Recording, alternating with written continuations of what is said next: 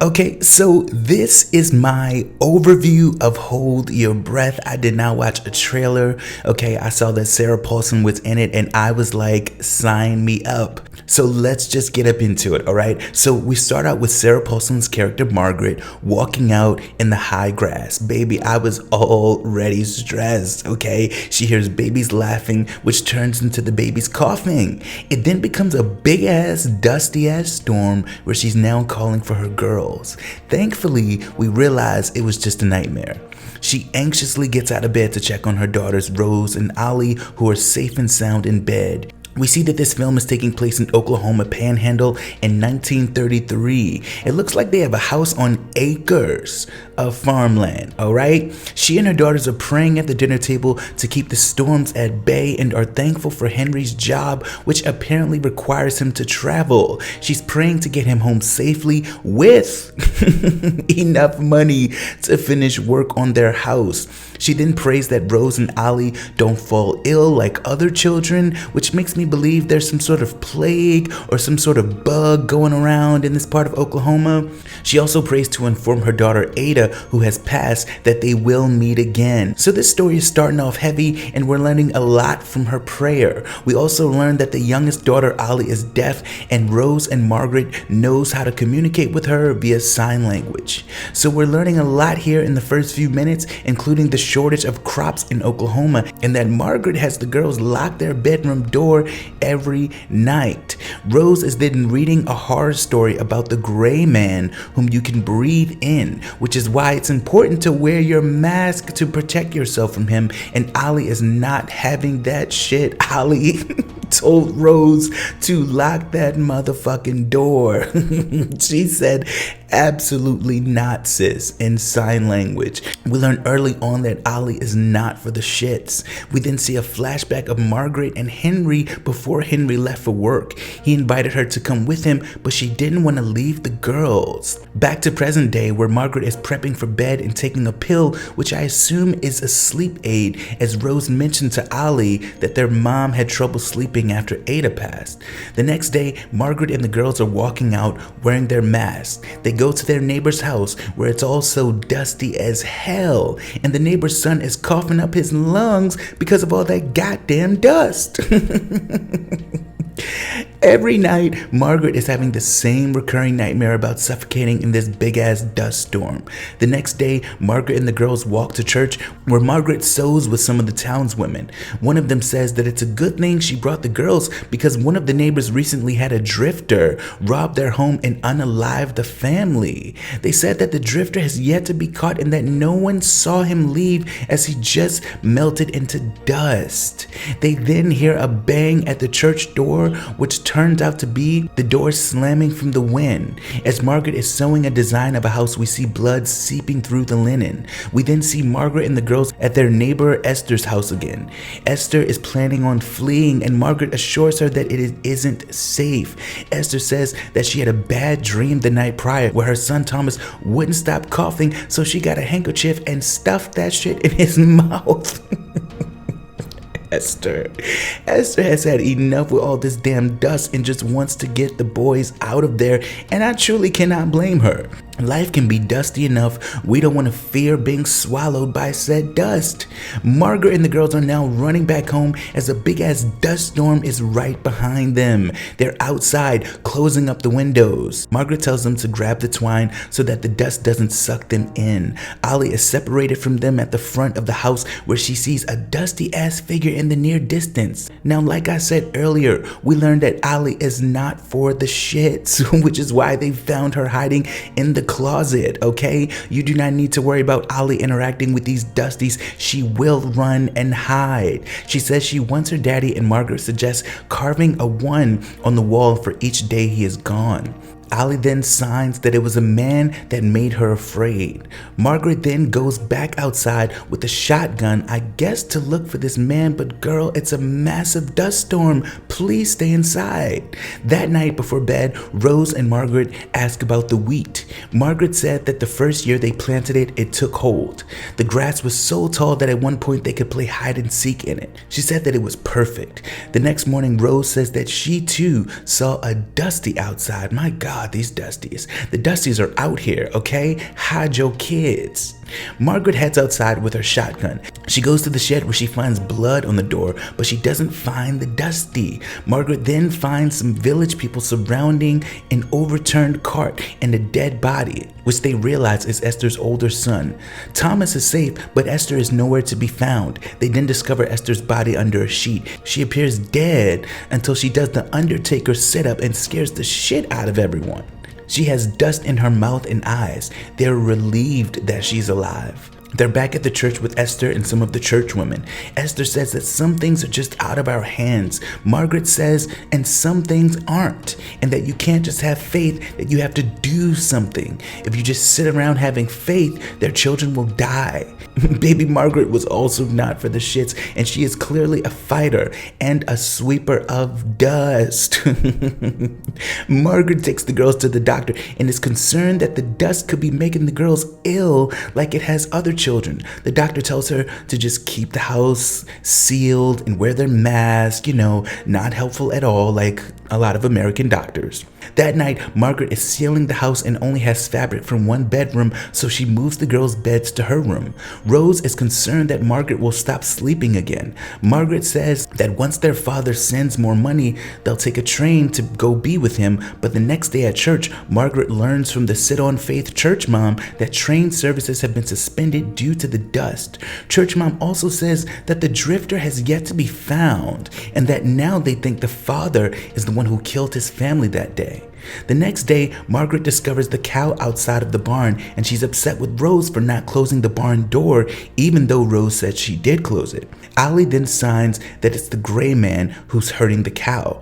Margaret assures her that there is no gray man. Later that day, Margaret is milking the cow. She calls up to Rose to throw down some hay, but she gets no answer. Margaret sees that the girls are out in the field. She brings the girls back, and Ollie signs that she saw the gray man in the barn. Margaret takes her shotgun and goes to the barn, searching for what the girls saw.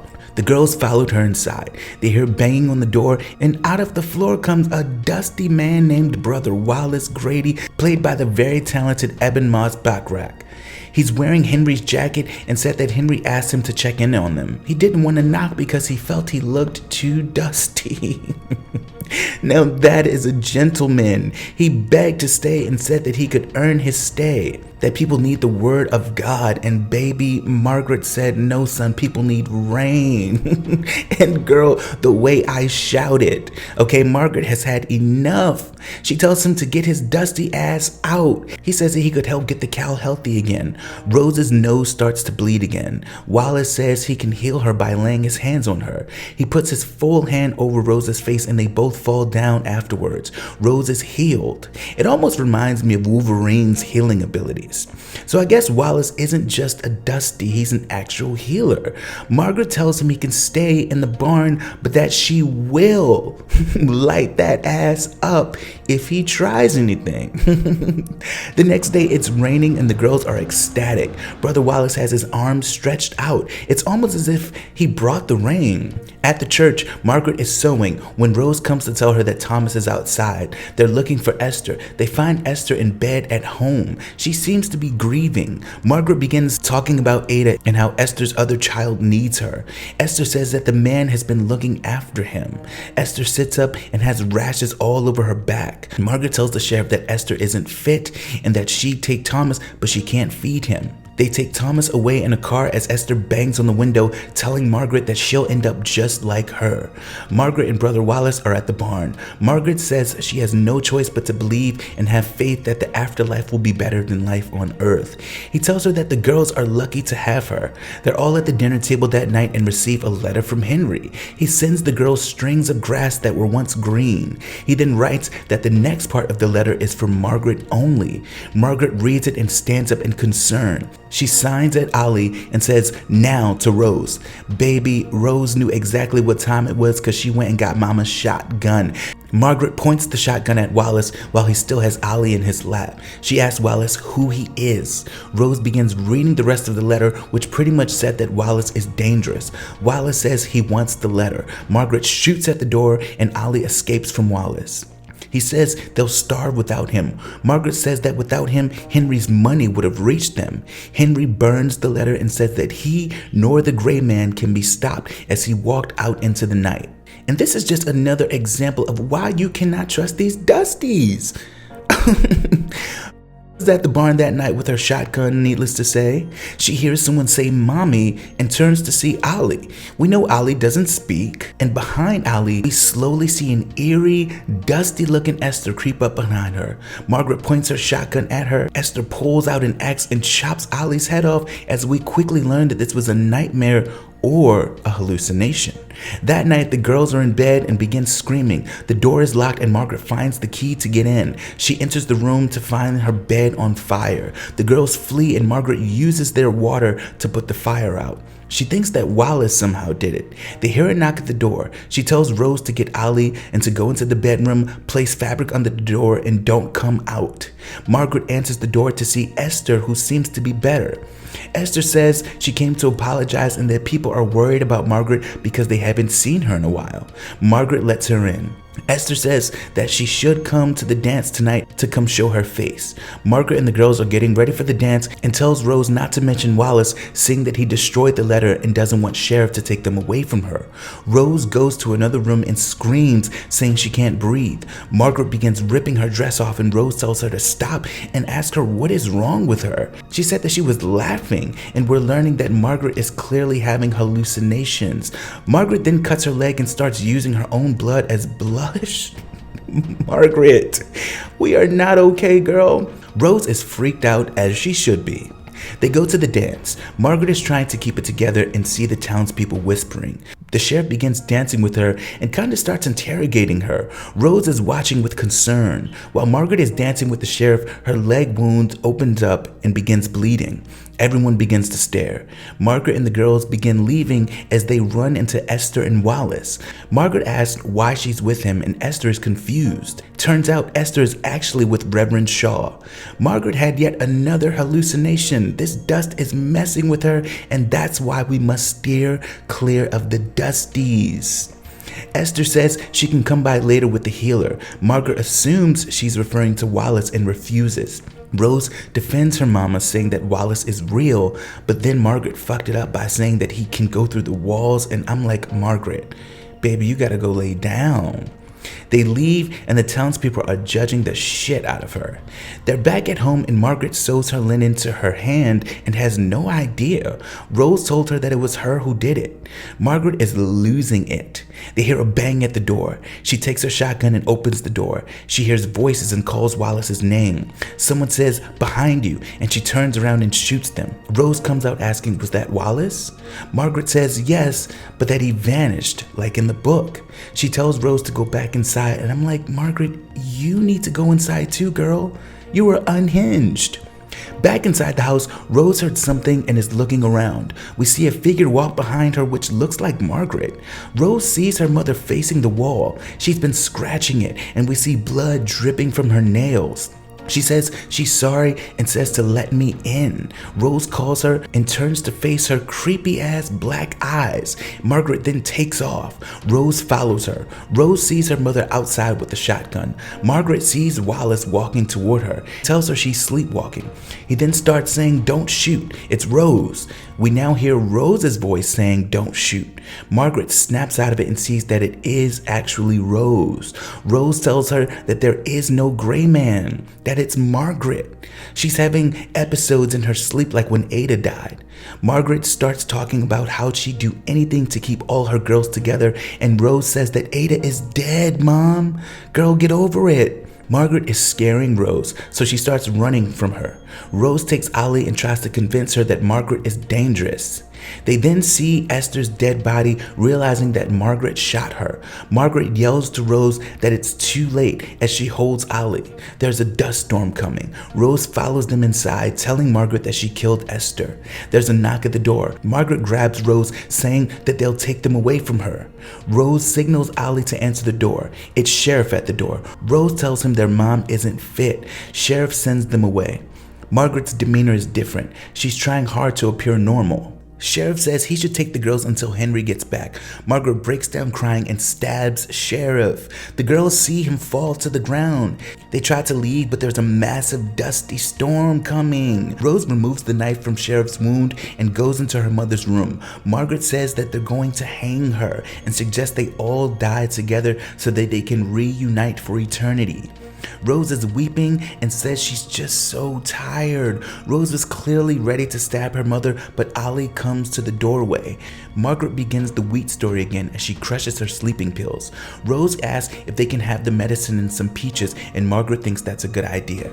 As Margaret prepared the peaches and the pills, girl, Rose comes to tell her that Ali escaped. Margaret runs outside during the storm and grabs the rope that's tied to the door. Rose then cuts the rope. We see Margaret suffocating from the storm and has a vision of the wheat and the girls when they were little. The next scene is Rose and Ali on a train. So the girls are on a train by themselves. They see the crops, they see animals now, everything is lively again, and this is where the movie ends. All right, so Margaret is clearly dead. All right, and the girls must be heading to be with their father. As far as the crops, was it just that part of Ohio that suffered from the drought and storms? Was it mental illness and hallucinations that made Margaret and Esther and the others sick? Also, the churchwoman referred to this drifter who killed his family, which Margaret was very close to doing herself, so she clearly wasn't the only one having hallucinations. And, I'm just wondering how much of this is real outside of the dust storms. Is it just the dust storms that's causing, this dust plague, or is it the people and their hallucinations? I liked the movie overall. It wasn't perfect, but I did enjoy it. I loved the acting. I enjoyed the story for the most part. I would have loved a bit more clarity, but I know a lot of writers and directors now, they're like, look, bitch, we're leaving it up to you. But yes, overall, I thought it was a good movie.